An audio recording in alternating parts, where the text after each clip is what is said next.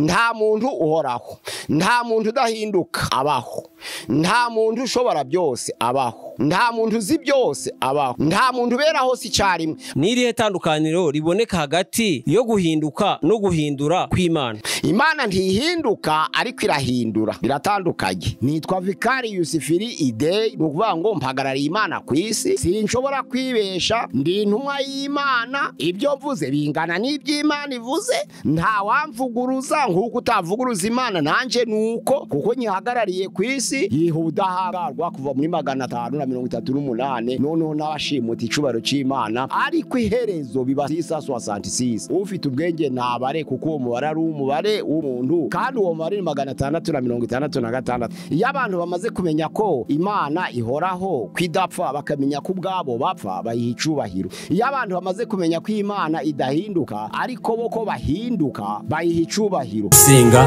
everyday, gusenga buri munsi. Nusenga uzanesha, nunanigwa gusenga uzaneshwa. Senga. Gusenga ni byiza, n'ingami tukingira. Gusenga bikingura ijuru, tujye dusenga tugera ikirenge mu cya Yesu. Reka ngusuhuze nshuti ya Gusenga everyday, nizere ko mumeze neza mu bisanzwe muri kumwe nanje Mana kiza Edouard, abari mu Rwanda shalom shalom, abari mu Burundi shalom, abari muri Kenya, Uganda, abari muri Afrika y'Epfo, muri Mozambique, abari muri Afrika mwese mumwa ikirundi n'ikinyarwanda n'ikinyamurenge, shalom turakunda kuri Gusenga everyday mu nshuti zacu. Imana ibamugisha nkuko mubona kuri kamera ya Gusenga everyday. Rero twakiri pasiteri Mpazi Birego, kandi tunasohoza no ku mugabane w'Uburayi tubabwira ngo Imana ibahumugisha namwe, dusuhuza ari ku mugabane wa Aziya, Imana ibahumugisha, dusuhuza no ku mugabane wa Amerika, Imana namwe ibahumugisha, dusuhuza no muri ku mugabane wa Oceania, Imana ibahumugisha mwese. Pasiteri turakwakiye usuhuza abantu twarako turavuga abatuye ku mpande zine z'isi, basuhuza unasenga Imana. Turabasuhuza, murakoze bene data, abo dusangiye inzira y'umusaraba, abo dusangira ibyo kurya byera kuri channel ya Gusenga everyday, tubahaye karibu kandi turabasuhuza. Murakoze, Imana iduhana umugisha. Mana turagushimiye, turaguhimbajwe neza uyu mwanya mwiza turi imbere yawe, tugushimiye ko ari ubugingo bwacu n'ubuzima bwacu kugeza uyu munsi wa none, ukaba ikitwemera ko tugifutuza akanwa kacu duhimbaza izina ryawe. Reka izina ryawe rishirwe hejuru Mana, utangirane natwe ikiganiro kuri channel ya Gusenga everyday, biba hafi yacu. Reka icyubahiro cyawe kiganze mu isi yose, mu mahanga yose, ndetse mu ijuru no mu isi, ko Yesu Kristo yaravuze ngo nahawe ubutware bwose mu ijuru no mu isi, reka kigere mu isi no mu ijuru. Icyubahiro cyawe kiganze hose mu izina rya Yesu, amena. Pasiteri, Imana iguhumugisha. Turabakiriye kandi twongeye kubakira abantu mukurikirana ibiganiro byacu, tubabwire ngo namwe Imana kandi ibahe umugisha. Kiganiro ni ubumenyi, ni kiganiro cy'ubumenyi. Pasiteri, tugiye kubaza ibibazo bigaragaza ubudahangarwa bw'Imana. Ese pasiteri, ni ibintu bingahe bya bigaragaza ubudahangarwa bw'Imana? Hari ibintu bitanu bigaragaza ubudahangarwa bw'Imana, ibintu bitanu bikomeye bigaragaza ubudahangarwa bwayo. Icyambere nuko ihoraho. Icya kabiri nuko Imana idahinduka. Icya gatatu nuko Imana ishobora byose. Icya kane nuko Imana izi byose. Nuko Imana icya gatanu ibera hose icyarimwe. Nuko uvuga ngo iyo bavuze ngo ihoraho bisobanura ngo ntigira itangiriro n'iherezo. Urebye muri Zaburi ya 90 umurongo waho nuwa mbere kugeza kwa kabiri, haravuga ngo mwami kuva kera uhereye kera aho zuru ubuturo bwacu, imisozi itaravuka utarara mu kwisi n'ubutaka, uhereye iteka ryose ukageza iteka ryose. Bisobanura ngo Imana ihoraho, ntigira itangiriro n'iherezo. Nubango nizo mpamvu ibabundi Alpha na Omega. Hariya noneho kuvuga ngo Imana ntihinduka, Imana ntihinduka bigaragaza ko Imana ubwayo ihora ari Imana iteka ryose, ntabwo yamburwa ubutware bwayo. Imana idahinduka. Muri Yakobo igice cya mbere umurongo waho nuwa mbere, igice cya mbere umurongo waho wa 17 haravuga ngo impano ziva mu ijuru, kuri impano zose tubona zimanuka ziva mu ijuru, ziva ku Mana idahinduka kandi ntigire igicucu cyo guhinduka. Imana ntabwo ihinduka. Yakobo igice cya mbere umurongo wa 17. Imana ishobora byose. Muri Yobu igice cya 42 umurongo waho ni uwa 2 haravuga ngo nzi ko ushobora byose kandi nta kibasha kwirogora imigambi yawe. Imana ishobora byose. Ihamagara Aburahamu yaravuze ngo Aburahamu ni nje Mana ishobora byose. Icyo gihe Imana yabonekeye Aburahamu iravuga ngo ndi Imana ishobora byose. Itangira igice cya 17 umurongo wa 1. Imana rero ihoraho, Imana ntihinduka, Imana ishobora byose. Imana izi byose. Muri Abaheburayo igice cyawo ni cya 4 umurongo wa 13 haravuga ngo ibintu byose bigaragara mu maso y'Uwiteka, nta gihishwa amaso yayo, kandi byose bigaragara nk'ibyambaye ubusa imbere y'izatubaza ibyo twakoze. Ibintu byose bigaragara mu maso y'Uwiteka, Imana ireba izi byose, nta na kimwe cyayisoba izi byose. Hariya muri Imana ibera hose icyarimwe, Zaburi 139 haravuga ngo ninde wakwihisha amaso y'Uwiteka. Ku murongo wa 7 haravuga ngo nakwihisha umwuka wawe wera hehe, nakwihisha mu maso yawe hehe. Naho naja mu ijuru uriyo, naho nasasa uburiri bwanje kuzimu aho naho uriyo, naho natana amababa nkageza ku mpera y'isi aho naho uriyo, naho naba mu mwijima w'icuraburindi amaboko yawe yahamfatira. Nuvuga ngo Imana ibera hose icyarimwe. Uko Imana ihoraho, uko Imana idahinduka, uko Imana ishobora byose, uko Imana izi byose, uko Imana ibera hose icyarimwe, ni Imana irangwa n'ibintu bitanu bitaranga abantu. Nuvuga ngo nibyo bintu bitanu rero biranga, bigaragaza ubudahangarwa bw'Imana: guhoraho, kudahinduka, gushobora byose, kumenya byose, no kubera hose icyarimwe. Ni ukuvuga ngo ibyo bintu uko ari bitanu ntabwo biri kuri kamere y'umuntu, ahubwo biri ku Mana ubwayo, nibwo biranga ubudahangarwa bwayo. Pasiteri, ibyo bintu bitanu biboneka he? Ibyo bintu biboneka mu mico ya kamere y'Imana, nta handi byaboneka, biri mu mico ya kamere y'Imana. Urakoze Pasiteri. Ni kuki abantu babibonamo ubudahangarwa bw'Imana? Abantu baragenzuye basanga ibyo bintu bitanu biranga ubudahangarwa bw'Imana nta muntu bifite. Nta muntu uhoraho, nta muntu udahinduka abaho, nta muntu ushobora byose abaho, nta muntu uzi byose abaho, nta muntu ubera hose icyarimwe. Abantu babaze gukora iperereza, baragenzura, bakora ubushakashatsi, basanga ibyo bintu bitanu biranga ubudahangarwa bw'Imana bitarigeze biba ku muntu uwo ari we wese. Nizo mpamvu babibonamo ubudahangarwa bw'Imana. Urakoze Pasiteri. N'irihe tandukaniro riboneka hagati yo guhinduka no guhindura kw'Imana? Imana ntihinduka ariko irahindura. Imana ntihinduka ariko irahindura, biratandukanye. Imana ntihinduka ariko irahindura.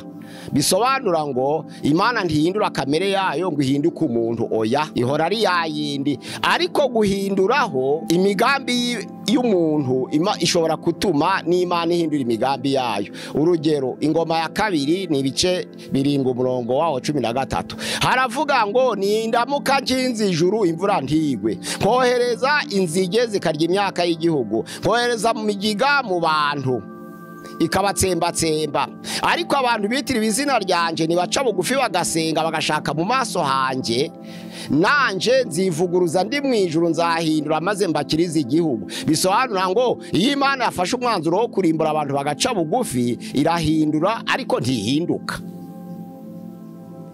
Imana yafashe umugambi wo kunira Abisirayeli bavuye mu Egiputa, bageze mu butayu biremera ikimasa, baragisenga nk'igishushanyo, bakigira ikigirwamana. Imana iyo Mose yazamutse ku musozi kubonana n'Imana, noneho Abisirayeli baravangwa aratinze, niho bagarukiye Aroni baravuga bati Aroni mwene so sinzi iyo yagiye byagenze bite arananiwe none turemera Imana yarababwiye ngo mukure impeta zanyu mu matwi baraziyaza bazibokoramo ikimasa cya kimasa barapfukama barakiramya bakibwira ngo uri Imana yadukuye mu Egiputa ngiye Imana ya Isirayeli yabakuye mu gihugu cya Egiputa igihugu cy'uburetwa ariko bikongeza uburakari bw'Imana Imana irarakara ibwira Mose ngo manuka urebe ukuntu ubwoko bwawe bwiyononye ni ubwoko butagonda ijosi nyihorere mbarimbure nirengagize ubwinshi bwabo ariko nzakugira ubwoko bukomeye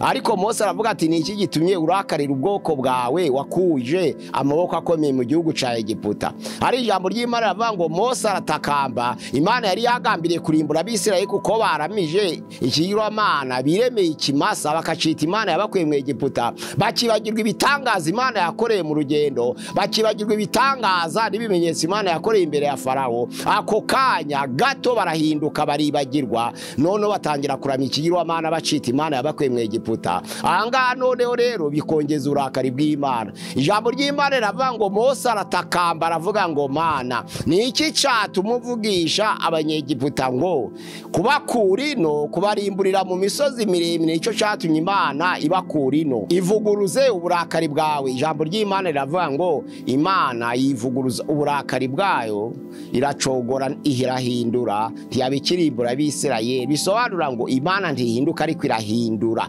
yari yagambiriye kurimbura umurwa wa Niniwe kubera ibyaha byabo byari byasendereye ariko Imana ifashe umwanzuro wo kurimbura bumvise ubutumwa bwiza bwa Yona urebye igice cya 4 cya Yona ijambo ry'Imana riravuga ngo umwami arategeka bambara ibigunira biriza ubusa bitera ivu nuko Imana irivuguruza ntiyabikibarimbuye irabababarira Imana rero ntihinduka ariko kubw'urukundo rwayo irahindura urakoze pastor ese ibiranga Imana nivyo biranga na Yesu ijambo ry'Imana muri Yohana igice cya 14 umurongo wawo 8 kwa 10 haravuga ngo Filipo abaza Yesu ngo twereke data gusa ibindi byose biraba bihagije Yesu aratanga aravuga ati Fili iminsi yose nabanye namwe uracambaza ngo twereke data umbonye ababonye data ntabwo uzi ntimwizera yuko ndi muri data nawe akaba muri nje nuvuga ngo umbonye ababonye data hariya rero ikigaragaza ko ibiranga Imana biranga na Yesu nuko ubonye Imana babonye data ariko usomye igitabo cy'ibyahishuwe igice cya mbere umurongo waho wa 8 haravuga ngo ndi Alpha na Omega ni kumwami Imana ivuga Imana ndi Alpha na Omega hariya noneho ibyahishuwe 21 umurongo wa 6 haravuga ngo iyicaye kuri ya ntebe iravuga iti ndi Alpha na Omega uwa mbere n'uwa nyuma itangiriro n'iherezo ariko usomye ibyahishuwe 22 umurongo wa 13 haravuga ngo Yesu nawe aravuga ngo ndi Alpha na Omega Imana ibaye Alpha na Omega ibyahishuwe 1:8 Imana ikongera ikaba Alpha na Omega kuko niyo yicaye kuri ya ntebe noneho ikavuga ngo nditangiriro n'iherezo ndi uwa mbere n'uwa nyuma none ibyahishuwe 22 umurongo wawo 13 Yesu nawe akavuga ngo nanje ndi Alpha na Omega biragaragara ko biriya biranga Imana biranga na Yesu Yesu nawe ahoraho Yesu nawe ntahinduka Yesu nawe ashobora byose Yesu nawe azi byose Yesu nabera hose icarimwe urakoze pastor ese hariho abantu babayeho mu mateka bashatse kwambura ubudahangarwa bw'Imana babayeho benshi byahereye kuri Nebukadinezari yashatse kwambura ubudahangarwa bw'Imana Daniel arota inzozi Daniel igice cya 7 ijambo ry'Imana ravangwa mubona mu shusho y'igiti igiti kirakura cyane ijambo ry'Imana ravangwa kiba kirekire cyane kigeze ubushorishori bwaco mu ijuru ijambo ry'Imana rivangwa ikintu kirakura kikageza ubushorishori mu ijuru ico giti cyashushanyaga Nebukadinezari kugeza ubushorishori mu ijuru n'ukungana n'Imana n'ukwigereranya nayo hariya noneho abigaragaza neza usomye igice cya 3 umurongo waho wa 15 havuga ngo abwira bariya basore batatu ngo ni mubarara mukaramya igishushanyo nakoze mugakorera Imana zanje ni byiza ni mumva amasambuka n'amabubura n'amakondera n'imyironge maze mukubarara mukaramya igishushanyo nakoze ni byiza, ariko nimutubarara ngo mukiramye murajugunya mu itanura ry'umuriro ugurumana. Urakoze pasite. Ese hari abantu babayeho mu mateka bashatse kwambura ubudahangarwa bw'Imana? Ni benshi cyane, bitangiriye kuri Nebukadinezari. Daniyeli yerekwa igiti kigakura cyane, ijambo ry'Imana rivuga ngo kiba kirekire kigeze ubushorishori bwacyo mu ijuru. Iyo iri jambo rivuga ngo kigeze ubushorishori ku ijuru cyangwa mu ijuru, ni kiba gishatse kurwanya Imana no gufata ubudahangarwa bwayo.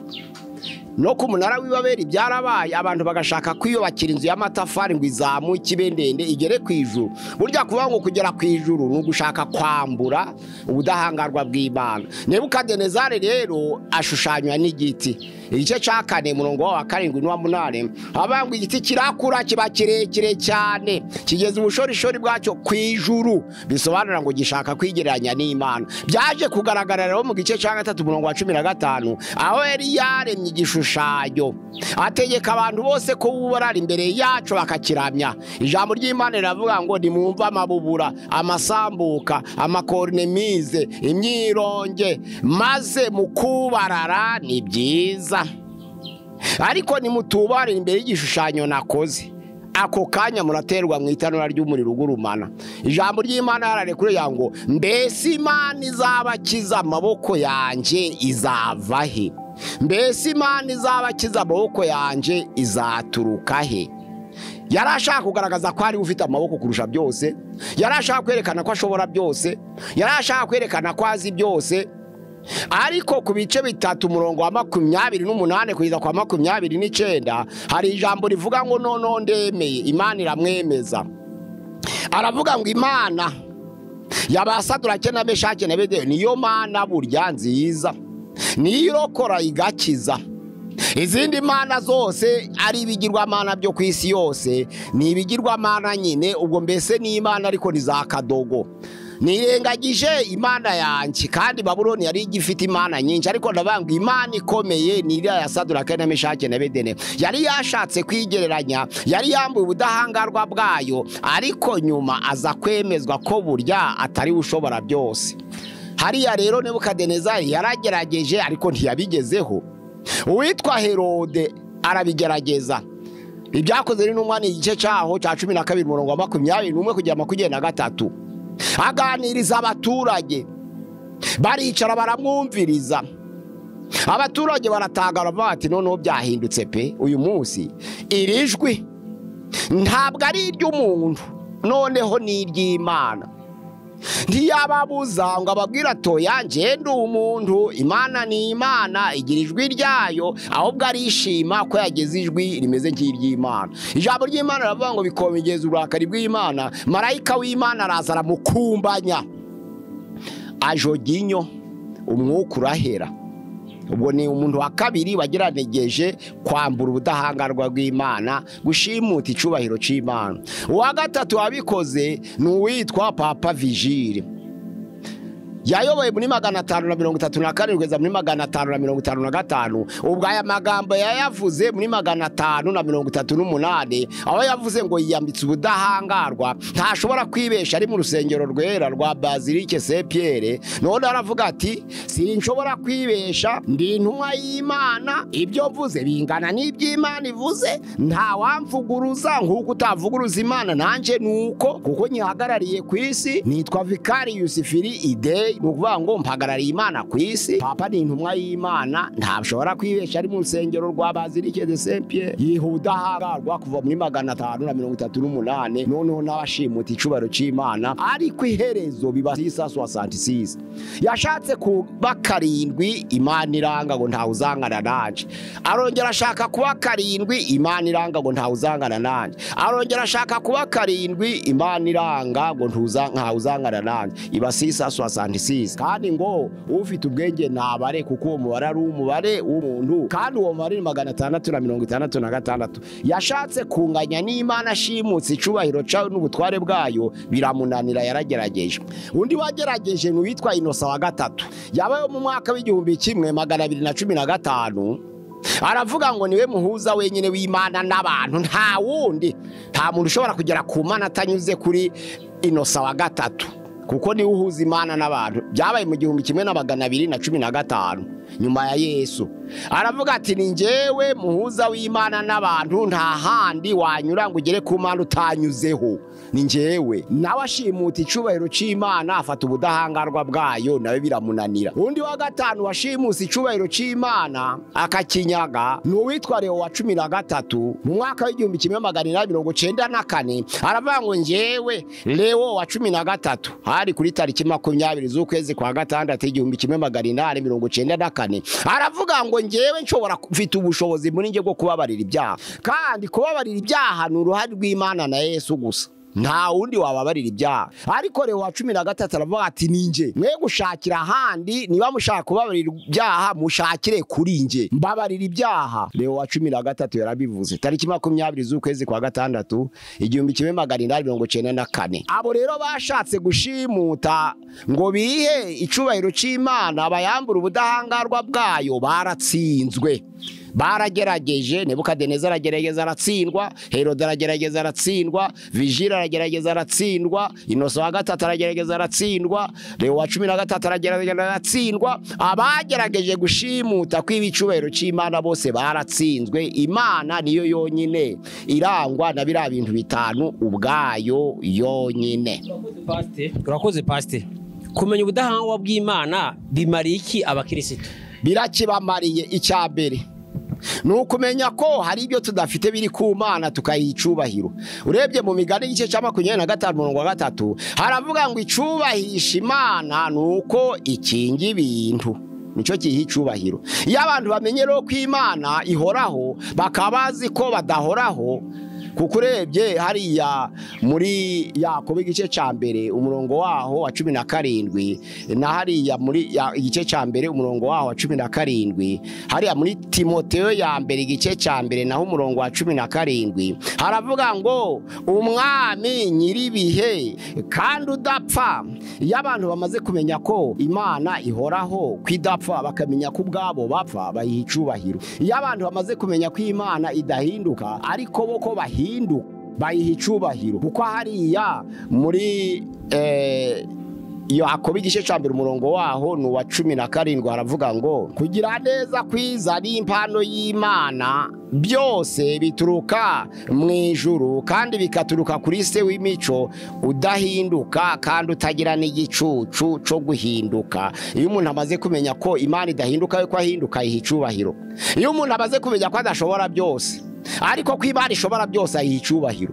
Iyo umuntu amaze kumenya ko atazi byose ariko ko Imana izi byose, ayicubahiro. Nandizo mpamvu Nabare ubwe amaze kujugunya babantu bari bareze Danieli bagatuma ajugunya mu rwobo rw'intare, Daniel yaravuze ngo ndabyemeye, Imana ya Danieli niyo Mana yonyine, niyo Mana nzima, nta yindi Mana. Kandi umuntu wo mu gihugu cyanje no mu bwami bwanje utaraca bugufi ngo yubahiriye Mana ya Danieli, nawe azahura n'akaga, kuko babandi bamureze bari bamaze kujugunywa mu rwobo rw'intare, nk'uko bari bajugunyishije Daniel mu rwobo rw'intare akarokoka, nabo bajugunyamo.